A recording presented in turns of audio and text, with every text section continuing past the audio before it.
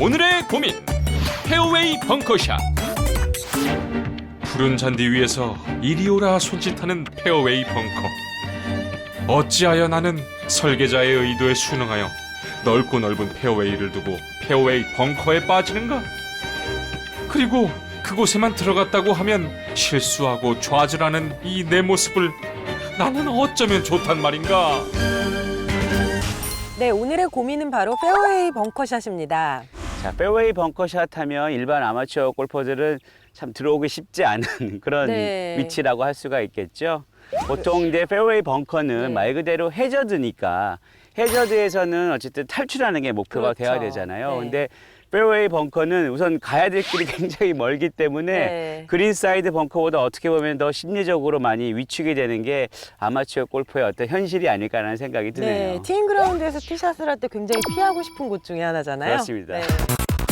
자, 먼저 페어웨이 벙커 안에서는요, 어드레스를 섰을 때 보통 공이 내 몸의 중앙 정도에 위치를 하도록 공의 위치는 잡으시는 게 좋고, 그 다음에 보폭은 어깨 넓이 정도.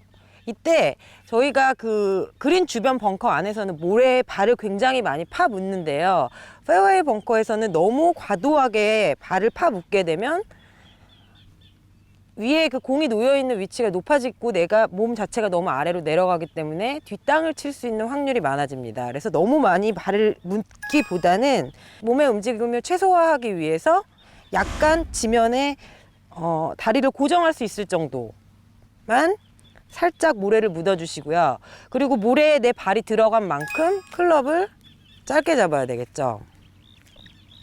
그리고 여기서 중요한 건 우리가 여기 너무 무리해서 풀스윙을 하다 보면 나도 모르게 몸의 움직임이 많이 일어나기 때문에 한 4분의 3 정도의 스윙을 해주는 것이 가장 이상적입니다. 그리고 4분의 3 정도의 스윙과 몸을 많이 사용을 하지 못하기 때문에 클럽은 내가 남은 거리에 예를 들어서 7번 아이언을 사용해서 그린까지 갈 수 있다라고 하면 한 클럽을 키워서 6번 아이언을 사용을 하는 것이 좋겠죠. 자, 이런 상태에서 벙커 안에서는 스윙을 너무 가파르게 하게 되면 내려올 때 다운블로로 내려오기 때문에 공을 맞는 순간 클럽이 모래 안을 파고 들어가게 됩니다. 그렇게 되면 팔로우 스로가 없어지고 제 거리를 나갈 수가 없겠죠. 그리고 또한 그만큼 공의 뒤쪽을 가격을 하게 될 가능성이 많아집니다. 그래서 저는 벙커 안에서는 가능하면 스윙의 궤도를 좀 평탄하게, 스윙이 이루는 이 원 자체를 좀 평탄한 그런 궤도를 그리라고 추천을 많이 해드리는 편이고요. 그렇게 하기 위한 하나의 팁은 아까도 말씀드렸지만 공 자체를 굉장히 토 반대쪽에 위치를 하게 되면 내가 공을 바로 정확하게 그 공의 중앙을 맞추기 위해서 팔을 뻗게 됩니다. 그러니까 보통 아웃에서 인의 패스나 너무 가파른 스윙을 하게 되면 공 자체를 치고 나서 안쪽으로 굉장히 잡아 빼는 듯한 모양이 형성이 되는 경우들이 많은데요. 이런 것을 방지하기 위해서 어드레스 때 약간 그런 느낌을 가져주신다면 훨씬 더 쉽게 평탄한 스윙을 만들 수가 있을 것 같습니다. 그래서 제가 여러분한테 여러 가지를 말씀을 드렸는데 사실은 벙커 안에서 가장 중요한 건 내 몸이 많이 움직이지 않는다는 것. 그리고 한 클럽을 길게 잡고 정확하게 공만 칠 수 있도록 4분의 3 스윙으로 공만 깔끔하게 걷어내야 된다는 것이 가장 중요하다고 말씀을 드릴 수 있겠네요.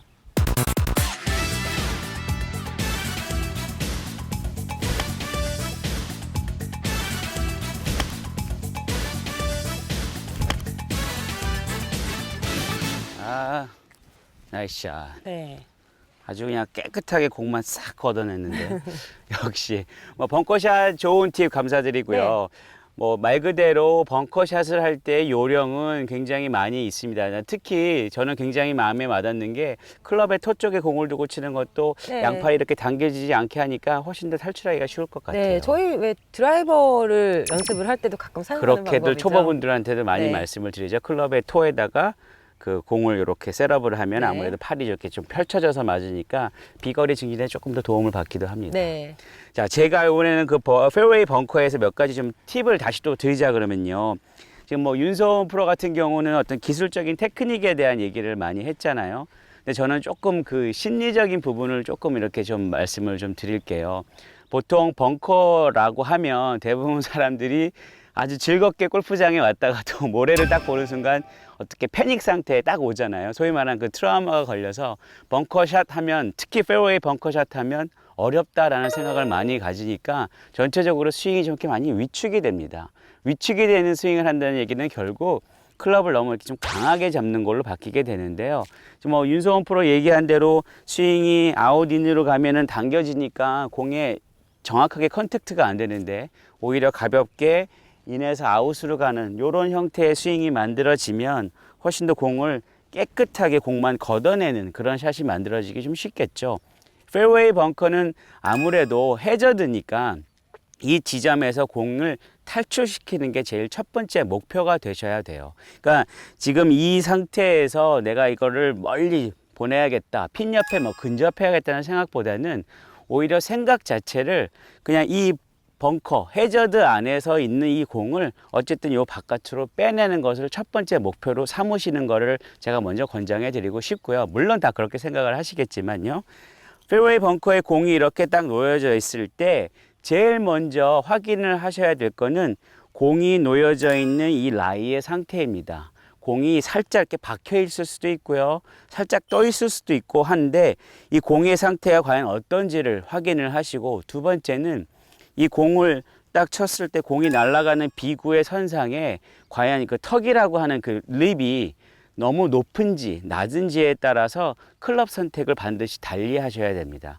지금 같은 경우는 저희가 있는 지점이 한 250야드 지점에서 핀까지 250야드 거리인데 뭐 페어웨이 앞에 턱이 굉장히 낮거든요. 이런 상황에서는 뭐 우드를 쳐도 상관은 없겠죠. 하지만 멀리 보내기 위해서 꼭 굳이 우드를 선택하기보다는 뭐 약간의 짧은 클럽을 선택해도 좋고, 저는 지금 6번 아이언을 갖고 있는데요.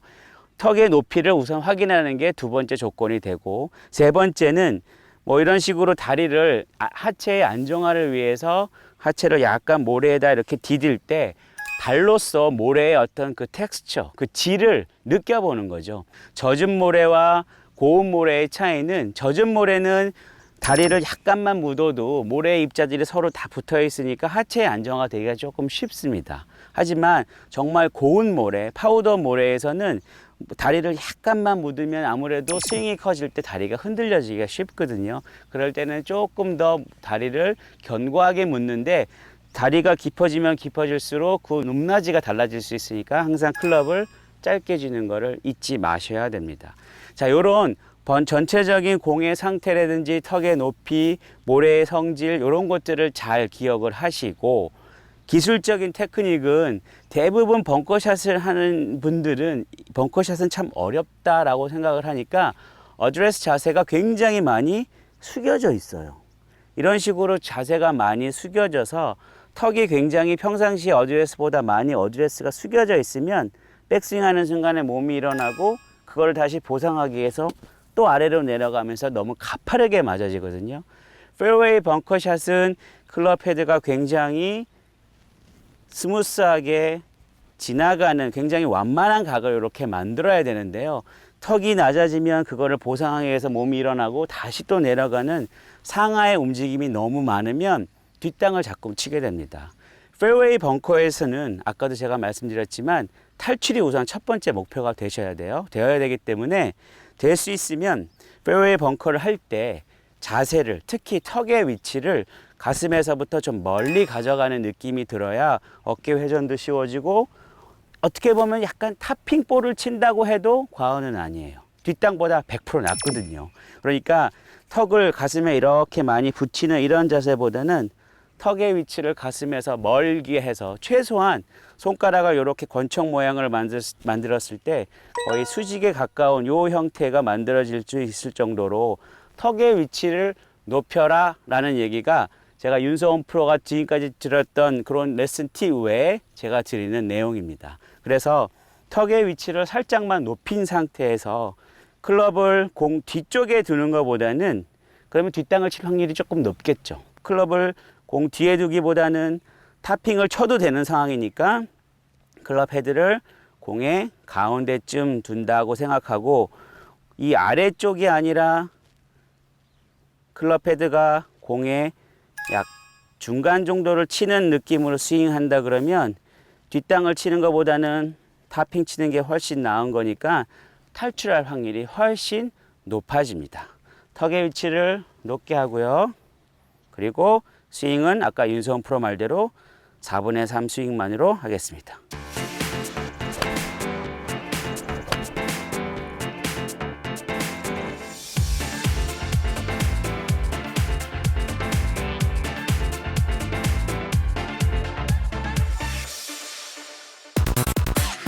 페어웨이 벙커에서의 아이언샷 방법. 공이 놓인 라인을 먼저 살핀다. 그리고 공이 날아가는 방향에 있는 벙커턱 높이를 확인한 후 한 클럽 긴 클럽을 선택한다. 어드레스 시 턱을 들고 클럽의 토우로 공 중앙을 겨냥해서 4분의 3 스윙을 한다.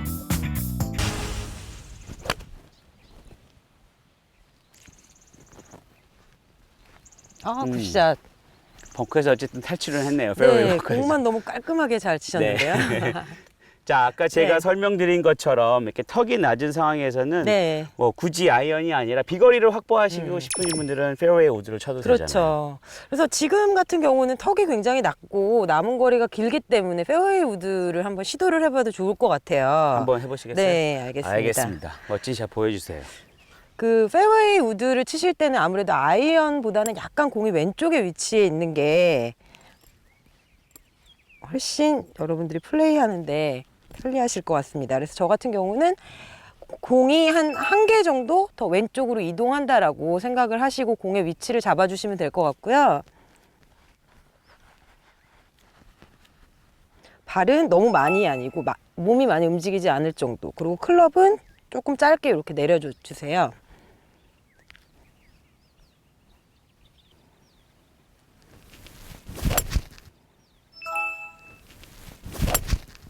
으쌰. 지금 보시는 것처럼 저는 좀 네. 특이한 게 페어웨이 벙커에서 오른쪽 다리를 안 띄는 편이에요. 거의 그렇게 하는 게 네. 이유는 왜 그럴까요?